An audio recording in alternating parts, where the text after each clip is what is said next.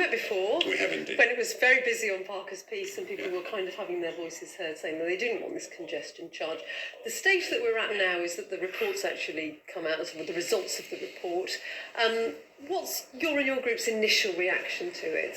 Well, initially, of course, we're delighted to see that there's a majority, and a very large majority, against the proposals. We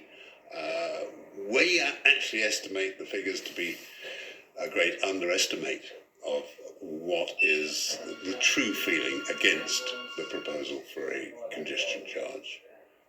Okay, and how can you explain that and justify it? Because the figures that are out there are the official ones. They are the official ones from a questionnaire that was constructed to get certain answers in the way that they wanted them to be. We, as a group, have been out amongst the people in Cambridge. We've been questioning people. We've been knocking on doors. We've got a huge amount of response against these proposals. It's no CC is what we're about. So just explain to people, because there are many aspects to this. It's not just a congestion charge that people were being asked to talk about. It's a whole integrated travel plan. So specifically, what are the areas that concern you? We, as a business, Mackay's of Cambridge, we have tradesmen coming into town wanting to get supplies. They're proposing to charge £10 per van. They're also proposing to charge my suppliers £50 per lorry, which is a totally untenable situation. That's equivalent to being charged £13,000 per year per lorry for a wholesaler. That's ridiculous. It is going to have a huge effect on the business environment. So that's one aspect. We have situations where people need support. The elderly, the sick, they require support from family. We know how difficult it is to get support from the NHS, etc. So people are requiring people to actually give support from the family. If they're going to be charged to come into Cambridge to support those people, that's a ridiculous situation. Absolutely crazy and totally untenable.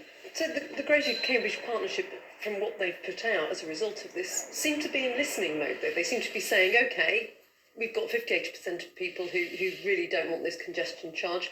We will rethink things. We will look at the suggestions people have made.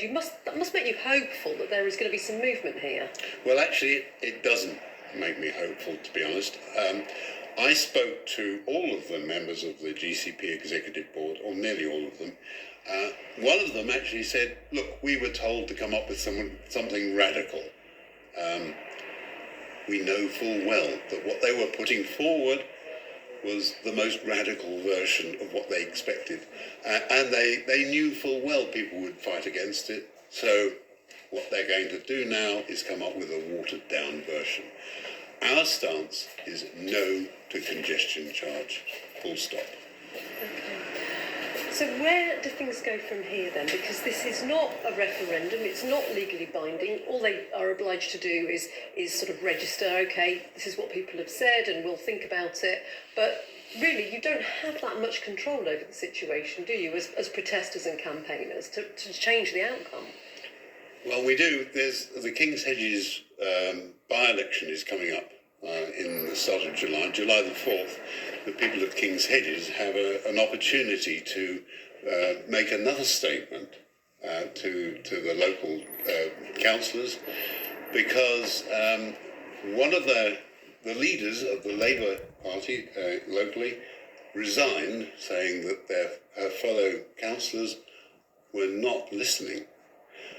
Yet last week, I went and spoke to Cambridge Council, actually spoke on public questions, and the new leader of Cambridge Labour said, we are now in listening mode. Well, I jolly well hope they are, because the people of Cambridge have clearly stated that they do not want this. Where does it go from here for you then, as campaigners?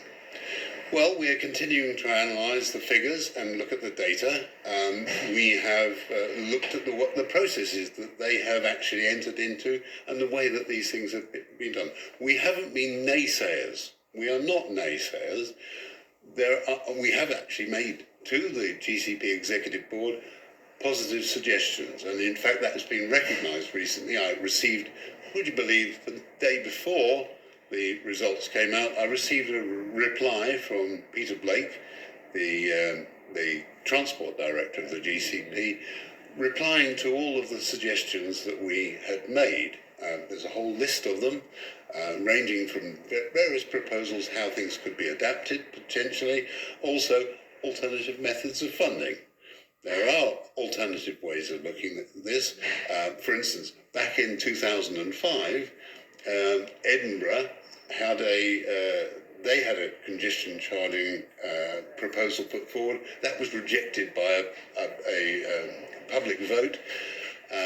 64%, I believe, were against in that particular occasion, and they went away and found an alternative method.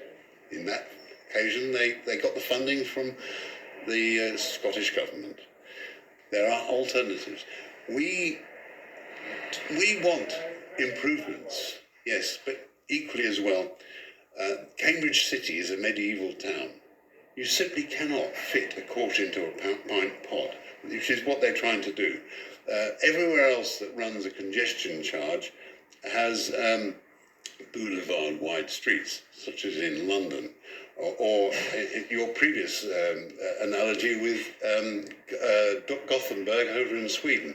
Massive streets where they already had a really good public transport in place. Cambridge hasn't got that, and our streets are not designed for it. Unless you can persuade the university to move a few of their buildings and shift them over. For instance, the volume of buses they're talking about bringing into Cambridge, quite frankly, you'd have to cover the whole of not just Brommer Street, but cut Christ pieces. It's just not possible. Equally as well, they're also making far too much of of some of the data, and it's been proved, some of the data that they've been using previously about air quality, about the amount of time wasted in traffic, has been proved to be incorrect and very badly laid out. So there's a huge lack of trust with what's going forward, and they've got a huge amount of work to do to rebuild that trust. So in a nutshell, then, how would you sum up your initial thoughts about the fact that 58% of people have said no to a congestion charge and the response of the GLC?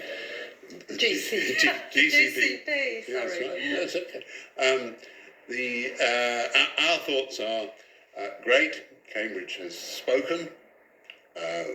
Take the ideas away, take what's our response is away, and go away and come up with an alternative. Go back to the drawing board. This is not acceptable to anybody in Cambridge. Thank you so much for your time. Thank Pleasure. you. Just stay there, please.